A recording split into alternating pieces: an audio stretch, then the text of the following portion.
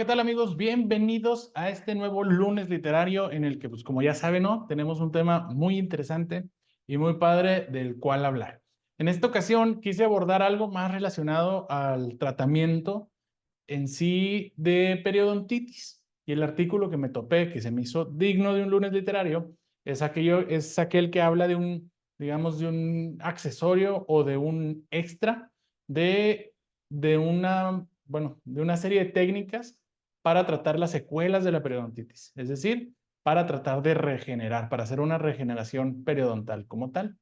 Entonces, el artículo del día de hoy se trata de la comprobación o de, la- de las técnicas que tenemos o de un accesorio que tenemos para tratar la superficie radicular a la hora de hacer una regeneración.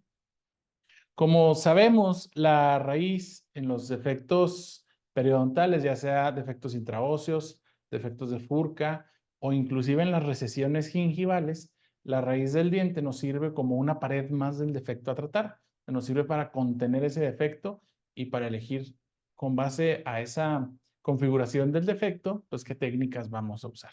Entonces, para no redundarla más o para no hacerla más larga, vamos a compartir la pantalla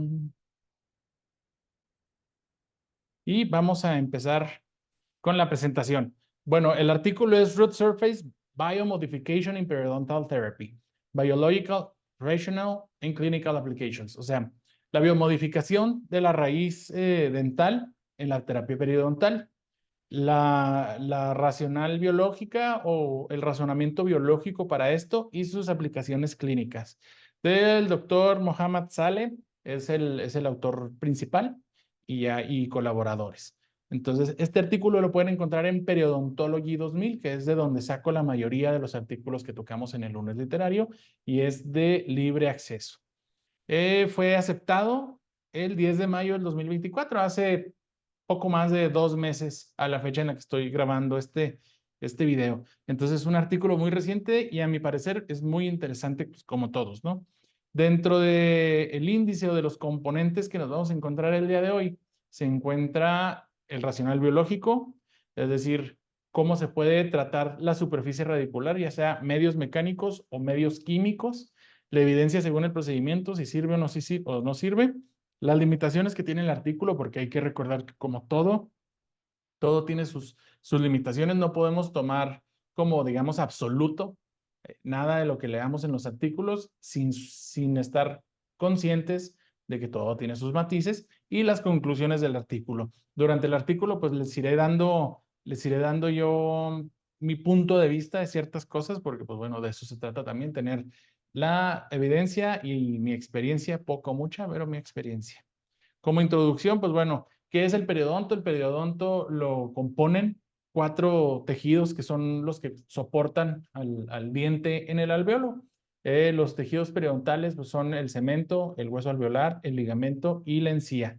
Entonces, estos tejidos pueden sufrir daños, ya sea por periodontitis, hay que recordar que el término enfermedad periodontal, pues bueno, no es como que el óptimo o el adecuado, es periodontitis como tal, la enfermedad que causa la destrucción de los tejidos de soporte del diente, por algún traumatismo o por cualquier otra razón, puede sufrir daños, dejando en sí defectos como el que vemos en la fotografía. Ese es un caso mío en el que un canino tenía un defecto pues en los tejidos de soporte, digamos en la parte mesial de ese canino. Y pues hay que tener en cuenta que hay diferentes terapias regenerativas, como ya decía ahorita al principio, ¿no? Nosotros podríamos tratar defectos infraóseos, como en el caso de la foto, podríamos tratar defectos de Furca, o podríamos tratar también defectos de tejido blando como tal, que es como la cobertura de recesiones. Hay que recordar que todas las diapositivas deben estar soportadas, pues en este caso es nada más la revisión de un artículo, entonces la fuente siempre es la misma, ¿no? Por eso está al pie de todas las diapositivas, por eso van a ver todas esas citas.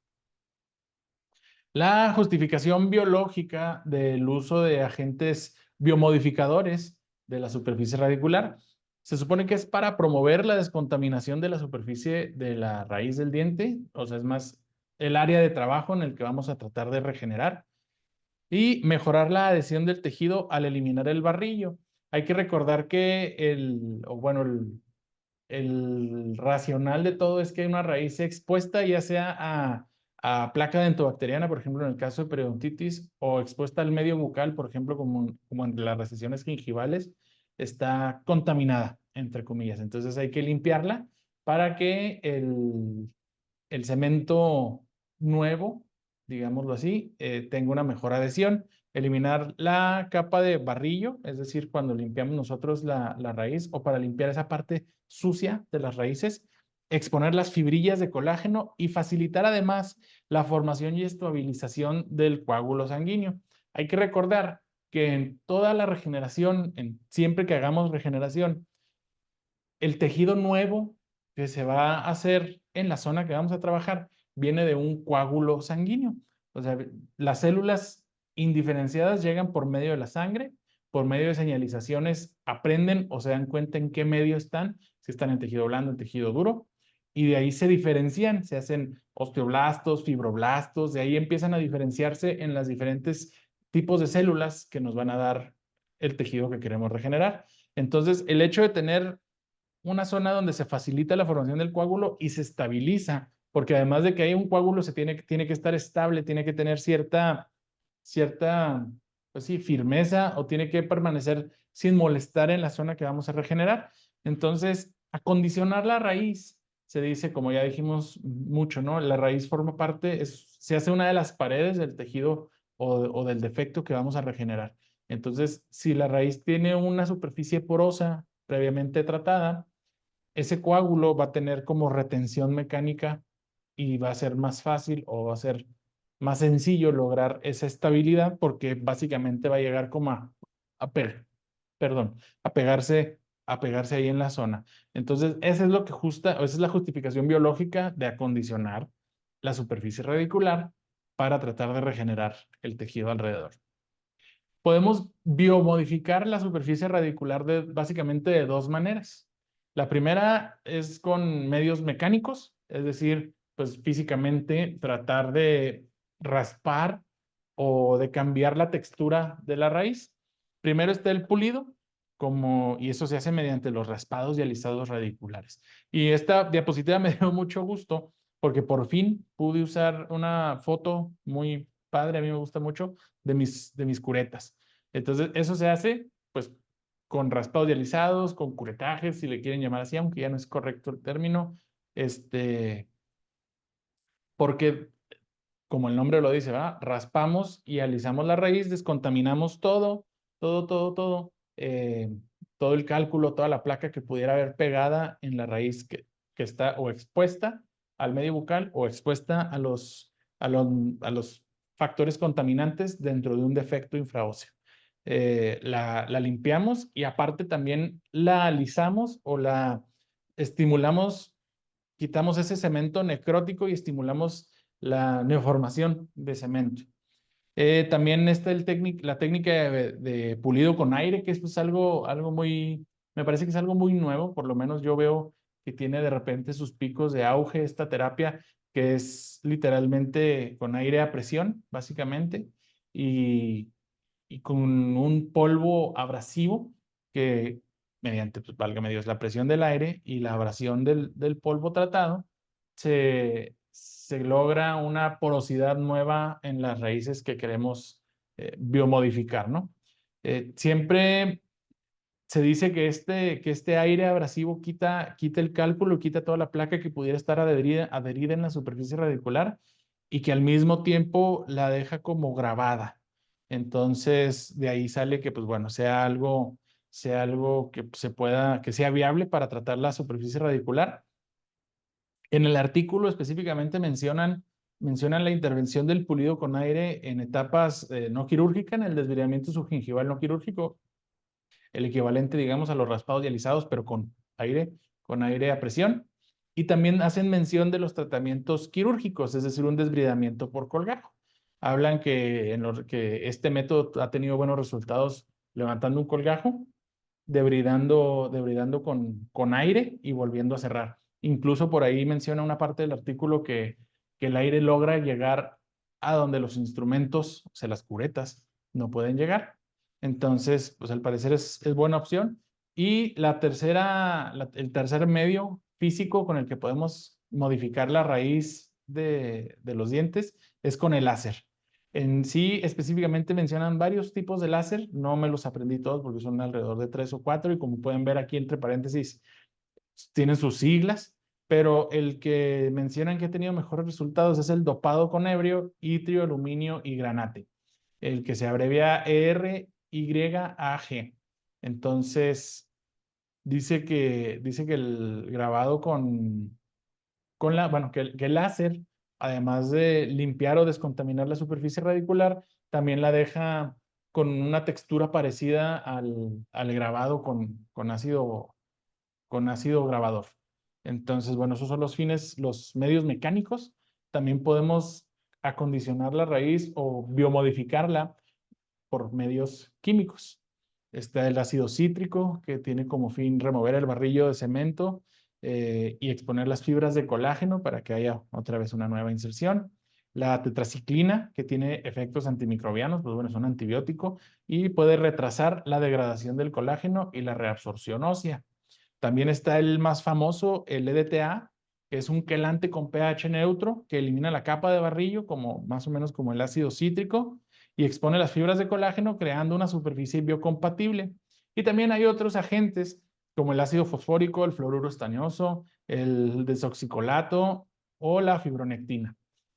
Estos últimos no desarrolla tanto el artículo en ellos porque dice que son como, que no están tan investigados y que no se han dado tan buenos resultados siempre. Entonces, eso es como que los aparta. Y el artículo se centra en los primeros tres, el ácido cítrico, la tetraciclina y el EDTA. Y, pues bueno, el más famoso, o bueno, el más usado, por lo menos aquí en México, para este tipo de procedimientos es el EDTA. La marca comercial, por lo menos que yo he visto que es más famosa, es el PrepGel de Straumann. Y bueno, ¿verdad? Pues ese casi siempre va acompañado del Emdogain, que eh, son proteínas derivadas del esmalte, el Emdogain. Entonces casi siempre te los venden acompañados, ¿no? El EDTA con el Emdogain. El PrepGel con el Emdogain, las dos marcas comerciales. Entonces, esto, pues como ya vimos, ¿no? Busca modificar químicamente, básicamente hacer más porosa la raíz que vamos a tratar para que, como otra vez, el coágulo tenga una forma de retención, digamos, mecánica mediante los poros que se van a hacer en la superficie del cemento. La evidencia clínica, ahora sí, ¿cómo se ha visto o qué es mejor hacerlo, o sea, usar cualquiera de estos componentes químicos o hacerlo nada más modificando mecánicamente la raíz, es decir, haciendo los puros raspados y alisados o con puro aire pulido o con láser? Entonces, hay estudios in vitro y de animales que tienen resultados mixtos, es decir, a veces funcionan bien, a veces no funcionan tan bien. Indican cierto grado de efectividad en la regeneración periodontal, pero estudios en humanos no muestran en su mayoría beneficios en comparación a cirugías convencionales, es decir, nada más hacer a lo mejor una cobertura de recesiones con un desplazado coronal y haciendo raspado y alisado de la raíz, o también me parece que hay una parte que menciona que hacer el puro desplazado coronal sin siquiera tratar previamente la raíz. Hay, hay estudios que no, como que hay evidencia contradictoria, lo cual, si le soy bien sincero, ya hablando de las implicaciones que pudiera tener, por lo menos en mi opinión, es algo muy interesante porque este tipo de cirugías casi siempre se demuestran por ejemplo, en los canales más vistos, por ejemplo, en Instagram, los doctores que suben sus cirugías, la cobertura de recesiones o el tratamiento de defectos infraóseos, cuando hay raíz relacionada, me parece que nunca he visto a nadie que no use EDTA, que no muestre la típica foto con el gelecito blanco en las raíces y luego después con el Emdogain. Y es interesante este resultado o sí, el resultado de este tipo de este artículo, porque en realidad no está demostrado. El EDTA y el Emdogain, bueno, esto no es acerca del Emdogain, pero el EDTA y el Emdogain eh, representan un costo importante en este tipo de procedimientos, es decir, pues no están nada baratos.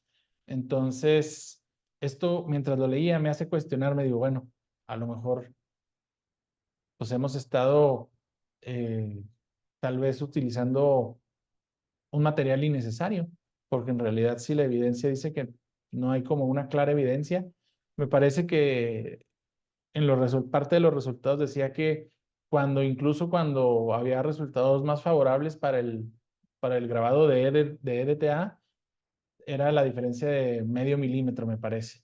Entonces, en realidad, pues no es tanto. Esto abre la puerta, por lo menos a mí me abre la puerta a cuestionarme si en realidad es necesario utilizar el PrEP-gel para hacer este tipo de regeneraciones o si todo depende de la configuración del defecto, que esta respuesta es la de las más comunes que hay en la periodoncia. No es tanto, bueno, en mi experiencia no es tanto el material que se use, no es tanto la técnica que se haga, la técnica quirúrgica, siempre va a depender del diagnóstico que haya previamente. Y parte del diagnóstico que te lo da, pues bueno, la configuración del defecto que vayas a tratar, ya sea un defecto infraóseo de una, dos, tres o cuatro paredes, ya sea una recesión RT1, RT2, RT3, un defecto de Furca 1, 2 o 3. Bueno, obviamente no puedes usar las mismas técnicas para tratarlo todo, ¿verdad? Hay que estar consciente siempre que lo que tienes disponible en la zona de trabajo es lo que va a mandar la técnica que vas a usar o la técnica y es lo que va a mandar las modificaciones que le vas a hacer a la técnica o los materiales. Tal vez un defecto de cuatro paredes, pues inclusive no sea ni siquiera necesario utilizar nada porque el mismo defecto te contiene el coágulo y ahí se va a estar, no lo va a molestar nada porque queda encerrado entre las paredes. Igual también una cobertura de recesiones para una recesión RT1 tal vez no necesite de gran cosa porque las papilas tienen la altura suficiente para que puedas hacer ese desplazado o para que puedas traccionar hacia coronal el margen gingival y en realidad no necesites nada de aditamentos extra para tratar de lograr un mejor resultado, lo cual sería diferente si tuvieras un defecto infraóseo de una pared en donde casi no tienes soporte y tienes que hacerte tú el propio soporte para el coágulo y que ahí pueda empezar a regenerar. Igual una cobertura de recesiones RT3, donde la altura de las papilas no te da suficiente para lograr la cobertura completa, tienes que empezar a echar la mano. Entonces, pero bueno, este artículo hasta este punto me pareció muy bueno porque te da la pauta de decir, ah, bueno, o sea, no es magia, los materiales no son magia. Eso me gustó mucho. Y la conclusión, la evidencia clínica no demuestra consistentemente beneficios significativos sobre las técnicas convencionales, lo que acabamos de decir. El uso de agentes como el EDTA es más seguro comparado con el ácido cítrico en términos de complicaciones. Y eso sí, también el artículo menciona que en algunos estudios en los que usaron ácido cítrico encontraron que en ocasiones puede perjudicar la situación en lugar de ayudarla. Y me parece que la tetraciclina también. Y el único que por lo menos no mostró tanto, que afectara tanto negativamente, es el EDTA. Y por eso en la diapositiva previa, pues bueno, es un quelante con pH neutro, no es ácido, no es ácido como el ácido cítrico. Entonces, por ese lado no complica las cosas en lugar de ayudar. También la efectividad clínica de estas técnicas aún es debatida y depende de varios factores, como la morfología del defecto, el procedimiento quirúrgico utilizado, la estabilidad de la herida y la pericia del clínico. También eso es algo muy importante que si me sigues pues desde hace tiempo te podrás recordar o podrás darte cuenta que siempre que recomiendo yo técnicas o siempre que hablo de diferentes técnicas quirúrgicas o de diferentes materiales, me gusta aclarar que por lo menos en mis manos, ¿no? Algo reciente que me acuerde, alguna vez hablamos, no me acuerdo si en un lunes literario así como esta grabación o en alguna sesión con nuestro grupo de WhatsApp, eh, hablábamos que a mí personalmente no me gusta usar el PRF, el plasma rico en fibrina, porque por lo menos en mis manos no tengo tan buenos resultados como los obtengo utilizando otro tipo de biomateriales como un seno injerto, aloinjerto y membranas de colágeno de larga duración. Entonces, bueno, esto habla igual, al parecer en conclusión, la, el, La biomodificación de las raíces no es la panacea y no va a hacer que tu procedimiento resulte o no resulte.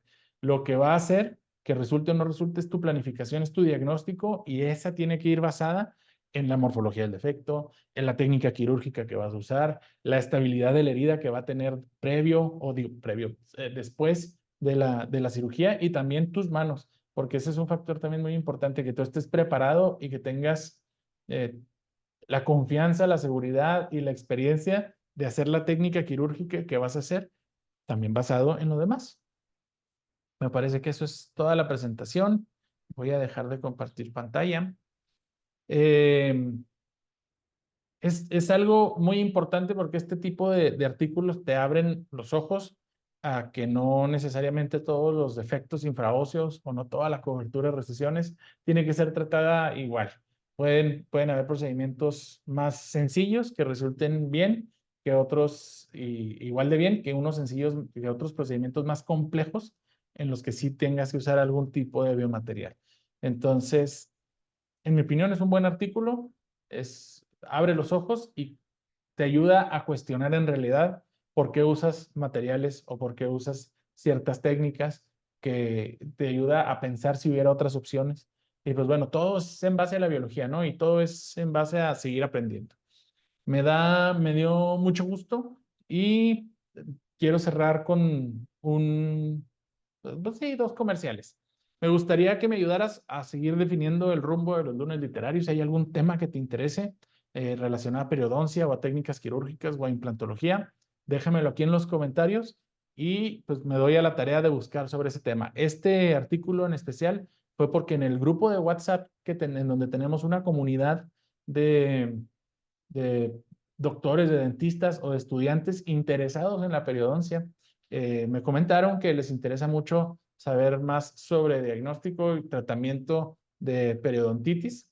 Y me lo encontré porque y lo hice porque está de alguna manera relacionado al tratamiento de la periodontitis y las secuelas que pudiera dejar como defectos infraóseos, defectos de Furca o cobertura de recesiones.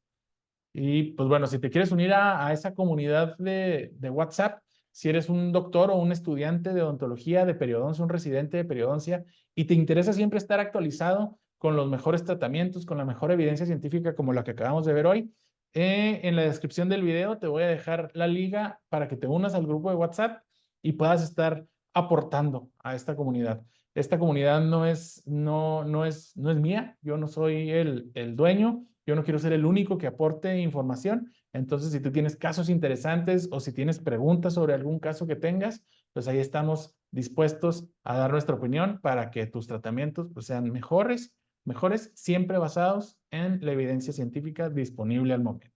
Te doy las gracias por estar en este nuevo lunes literario y te veo en 2 semanas. Hasta luego.